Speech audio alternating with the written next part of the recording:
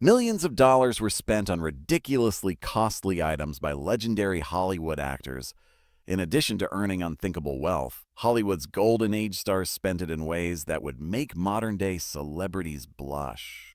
Almost a century later, the level of extravagance that was pioneered by legendary movie stars before private planes and designer labels is still unrivaled. I've unearthed the most astounding, absurd spending by the biggest names in Hollywood. Excessive purchases transformed scenery, bankrupted studios, and occasionally even reshaped the California map. Golden Age celebrities purchased entire auto firms, whereas contemporary celebrities may purchase high-end vehicles. They bought islands and established private kingdoms in place of holiday homes.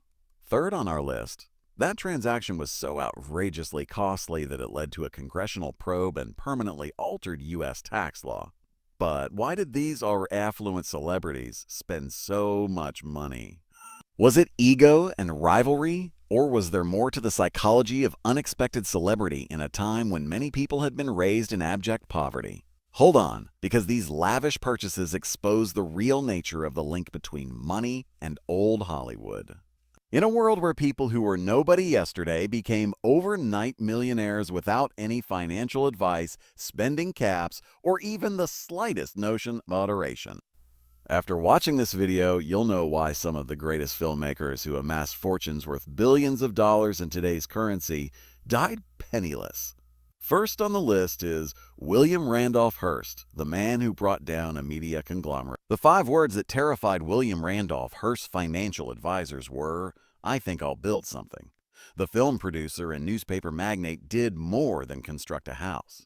His entire media empire was all but destroyed when he established San Simeon, a private country.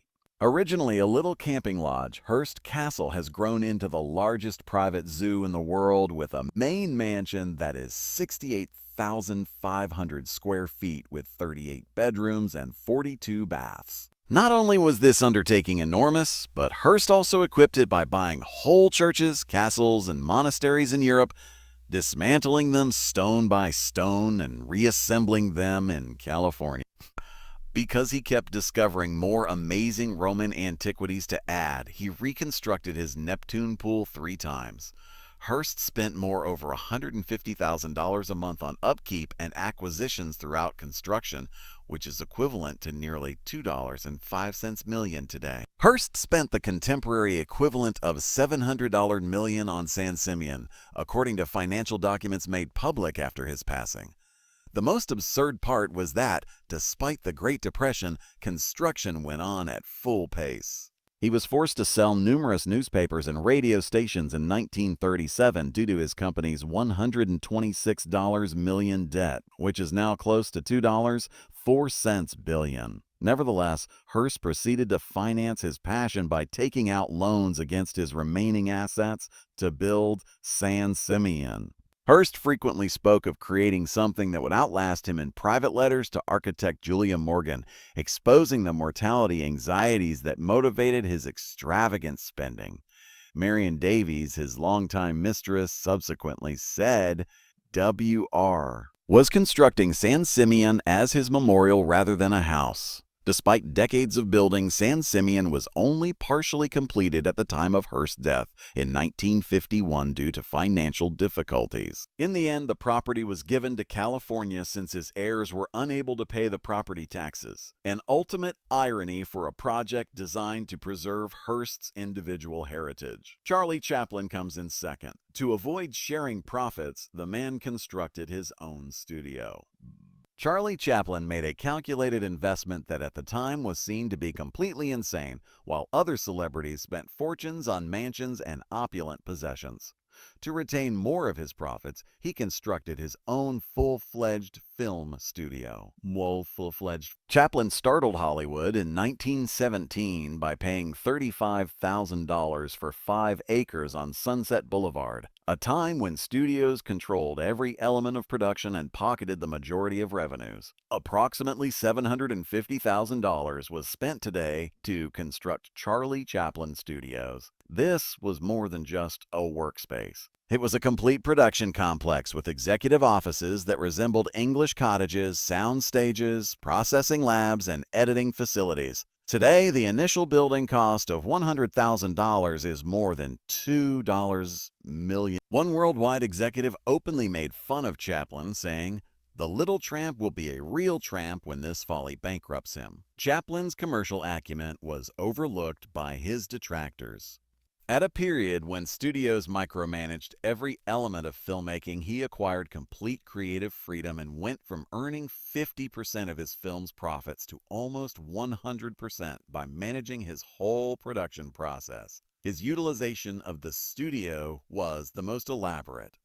Chaplin occasionally spent millions on scenes that he eventually eliminated, in contrast to efficiency-driven studio executives. He spent 6 months and $200,000, or around $3 million today, filming a complex scene with a mechanical cabin perched on a precipice during the gold rush, only to trash it completely since it didn't live up to his expectations. Financial documents demonstrate the foresight of Chaplin's lavish investment. In just over 10 years, his studio's worth multiplied 80 times, and by 1928, it had made over $8 million in profit, or around $130 million today after deducting all building and running expenses. Having experienced days without food while growing up in great poverty in London, Chaplin was resolved to never again be dependent on others for financial support. He stated that the sole indicator of human goodness and value is independence. A man's qualities and attributes must be expressions of who he is.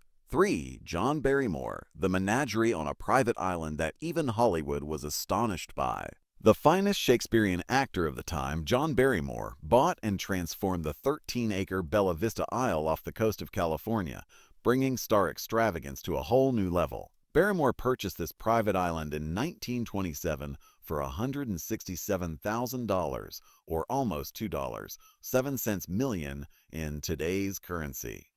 However, the purchase price was only the first step. He spent more than $1 million over the course of the following 5 years, or around $16 million today, turning it into a maritime museum, personal zoo, and medieval fortification. A custom-built aviary with over 400 exotic birds, a menagerie with alligators, monkeys, and a baby elephant, a tower observatory with a $75,000 telescope over $1.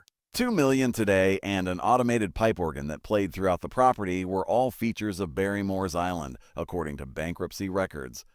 The necessary staffing was more absurd than the actual purchases. A specialist astronomer to run his telescope, 4 personal chefs, specialized animal keepers, and an atmospheric coordinator whose only responsibility was to burn particular incense blends throughout the property to generate mood-appropriate aromas were among Barrymore's 26 full-time employees. In his correspondence, the psychological foundations are made evident. He frequently mentioned building a universe of his own making in letters to his brother Lionel, where he could avoid the pressures of Hollywood. Barrymore was raised in the shadow of his father's illustrious stage career, so his island served as a place of both retreat and an endeavor to outdo his family's history. The financial fallout was disastrous. By 1933, Barrymore was devoting more than 150% of his large income to the maintenance of the property alone. The island only brought $21,000 when it was sold during bankruptcy proceedings, less than 3% of his initial investment. Hollywood's first royal castle, Pickfair, was built by Mary Pickford and Douglas Fairbanks. The first Hollywood power couple was Mary Pickford and Douglas Fairbanks before there was Brain Yelena or Bogart and Bacall. The king of swashbuckling adventure movies and America's sweetheart were married in 1920, and the two of them founded Pickfair. the house that gave rise to the whole idea of opulent Hollywood living. Pickfair was groundbreaking not only because it cost $800,000 or around $11 million in today's currency, but also because it radically altered the social structure of Hollywood. Prior to Pickfair, the movie business was viewed as dishonorable, and its celebrities were not accepted by the upper class. By being the first Hollywood home where European presidents, literary titans, and royalty would enthusiastically accept invitations, Pickfair transformed all of that. Among Pickfair's excesses were the first private pool in Los Angeles County, a gold leaf ceiling in a personal screening room, solid gold bathroom fixtures, the first residential elevator on the West Coast, and 42 full-time employees, including a chef stolen from the Ritz Paris, several chauffeurs, and a social secretary whose only responsibility was to keep track of the guests at their renowned parties. The expense of hiring staff was more than $100,000 a year, roughly $1.04 million, which is more than the majority of studios spend on full-length motion pictures. Its purposeful overmaintenance was the most crazy feature. Regardless of condition, the entire property was repainted every 6 months. Staff removed perfectly healthy plants to replace them with new ones that better complemented the existing color scheme, completely replanting the enormous gardens according to the season. Pickford created in Pickfair a visual rejection of her roots after being born Gladys Smith in Toronto tenements. Perhaps only those who have experienced actual poverty can appreciate the necessity of erecting barriers of luxury to prevent its recurrence, as she noted. The couple's 1936 divorce was not the end of Pickfair's legacy. By transforming Hollywood's social standing and becoming Beverly Hills the city's most coveted address, the property elevated moviegoers from entertainment industry workers to American nobility, deserving of hosting real royalty. Rudolph Valentino, the man who gathered houses he never occupied, is number 5. One of the most bizarre spending patterns in early Hollywood was that of Rudolph Valentino, the first Latin lover in Hollywood, who bought and furnished extravagant residences that he never lived in. Valentino spent over $1, $2 million or $19 million in today's currency, purchasing 7 completely furnished residences throughout Southern California between 1921 and 1926. It wasn't just the quantity of houses that was strange, but the fact that he only stayed for a few nights in the majority of them, including a few that he never even occupied. Every house would be bought, completely refurbished to Valentino's exacting standards, furnished with specially made furnishings, occupied by full-time servants, and then mainly left fallow as he proceeded to his next purchase. His Whitley Heights mansion, which was bought for $175,000, or around $2.08 million in today's currency, was the most severe case. Valentino invested an extra $100,000 in remodeling, which included installing an indoor pool with beautiful Italian marble lining it. Property records show that he paid a complete household staff and spent 3 nights in this fully staffed home on exactly 2 separate occasions over a 2-year period. The fact that Valentino usually borrowed against his future earnings to finance these items made this behavior especially harmful. By the time of his death at age 31, around 70% of his large income was being used to maintain residences that he hardly ever or never used. He frequently mentioned using his property purchases to establish proof of permanence in letters to friends in Italy. Valentino, who came to America as a poor Italian immigrant, wanted tangible proof of his accomplishment, even if he never used it. After he passed away, his companion Lena Basquette noted that Ruddy purchased homes not to live in, but rather like other men purchase suits, but to prove he was capable of having them. Every vacant home served as a memorial to the immigrant boy who had no place to sleep in the past. 6. The diamond doorknobs, the gold bathtubs, Gloria Swanson. Gloria Swanson was more than just one of the biggest stars of silent films. Her extravagant spending habits established standards of excess, making her the original lifestyle radical in Hollywood. At her height in 1926, other celebrities tried to match her. Swanson made $20,000 every week, or $325,000 in today's currency, and enjoyed it in a theatrical manner. The gold-plated fittings in her bathroom were custom designed by Cartier and cost $40,000, or almost $650,000 in today's currency. Now, Swanson allegedly responded, "Then we'll replace them when they wear out," in response to a plumber who pointed out that gold is too delicate for practical fittings. Swanson thought it smoothed her skin, so she bought French milk and champagne and bathed frequently. She added liquid gold or gold chloride to these baths at hectic production times, which was a risky method that occasionally resulted in skin responses that needed medical attention. Swanson's dental work was possibly the most radical. She had all of her teeth pulled and replaced with gold-enhanced reproductions because she was unhappy with the way her teeth looked on film and thought they would look better in photos. When the average American made $1,300 a year, this unpleasant, medically useless surgery cost nearly $5,000 or $81,000 today. Swanson also had extraordinary household spending. She hired a food taster who tried every dish before it was served to her, not for poison but for aesthetic reasons, and a lingerie coordinator whose only responsibility was to oversee her collection of personalized undergarments. Her expenditures guaranteed her social status at a time when cinema stars were still struggling for cultural validity, as she frequently mentioned in letters to her third husband about building a lifestyle so spectacular it cannot be ignored.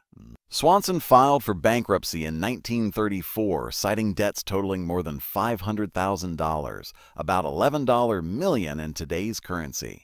Her gold dental work was subsequently redone with more traditional materials, and the gold bathroom fittings were sold for a fraction of their original purchasing price. I spent money as if there were no tomorrow, and for a fleetingly lovely moment in the 1920s, it truly seemed like tomorrow might never arrive. Swanson herself observed, Marion Davies is number 7. The beach mansion, which exceeded MGM yearly budget. The most extravagantly costly beach mansion in American history was owned by Marion Davies, an actress, comedian, and close friend of William Randolph Hearst. Ocean House was financed by Hearst Riches and became Hollywood's most renowned party spot, even though it was officially her property rather than his. Constructed in 1929 along the Gold Coast of Santa Monica, Ocean House was more than simply a beach house.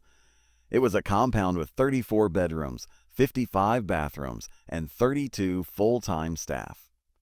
The original building cost $7 million, or around $117 million today, according to construction records. This amount was more than MGM whole 1929 production budget. The features of Ocean House, which included an Olympic-sized swimming pool filled with heated seawater pumped straight from the ocean, a pipe organ that could be played from any room in the house via remote keyboard consoles, a private theater with projection equipment more sophisticated than most commercial cinemas, and a full-size replica of a Venetian canal complete with gondolas in the central courtyard were what really set it apart.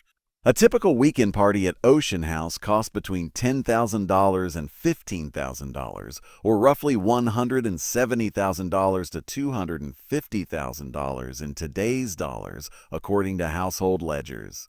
And for a 1938 New Year's celebration, Davies threw these parties nearly every week during Hollywood's busiest times. With a specially constructed 70-foot ball that dropped at midnight and individual boutiques filled with authentic goods that visitors could take home as mementos, Davies turned the entire property into a replica of Times Square. About $200,000, or $4 million in today's dollars, was spent on just one celebration. Even if she was successful in her career, Davies was still uneasy about being Hearst's mistress rather than his wife. "The mansion gives me legitimacy like nothing else," she remarked in a letter to her sister.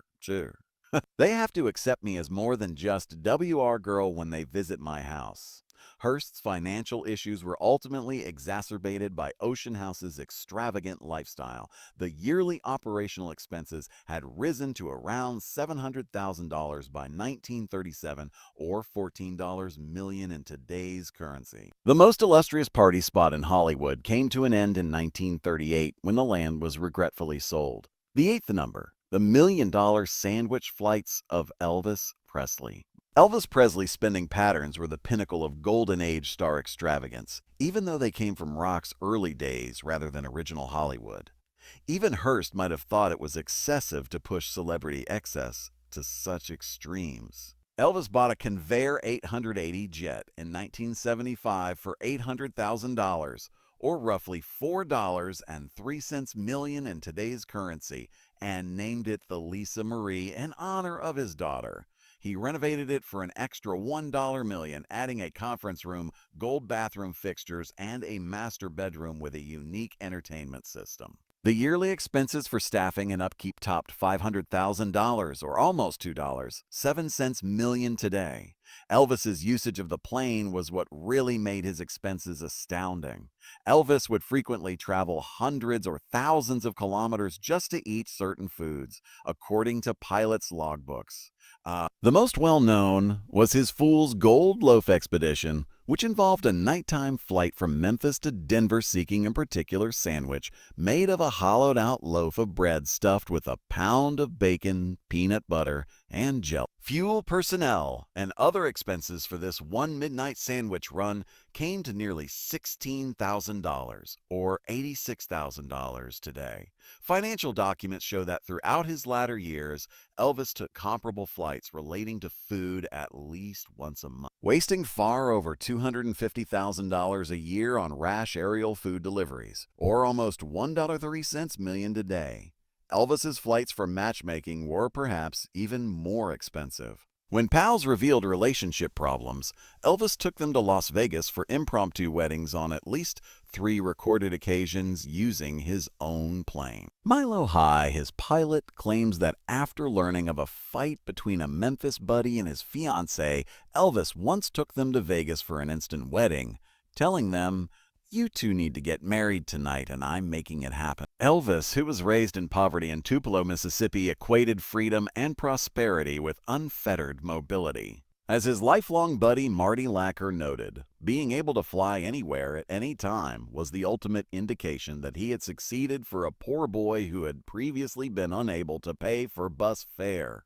Elvis spent nearly $224,000, or $1.01 million in today's currency, on aircraft maintenance alone in the last year of his life, excluding crew and gasoline expenses.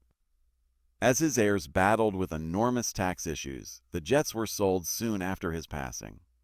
These outrageous expenses provide insight into the mentality of Golden Age Hollywood as well as fame and fortune. These lavish purchases frequently reveal deeper motivations than just a desire for wealth or prestige. Hearst erected the monument his pride demanded. Chaplin established the independent studio that provided him with the control his upbringing lacked. And Valentino purchased vacant homes to demonstrate his belonging.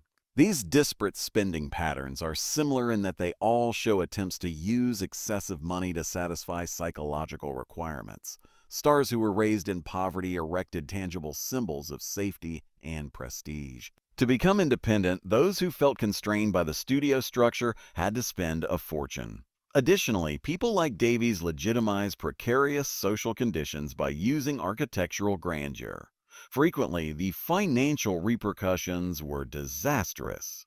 Many passed away with only a small portion of their former wealth, their fortunes squandered by taxes, upkeep, and the unavoidable loss of earning capacity brought on by aging or shifting public preferences. When you read about a modern superstar purchasing a multi-million-dollar home or expensive car, keep in mind that the expenses of today's celebrities are little compared to those of Hollywood's Haiti.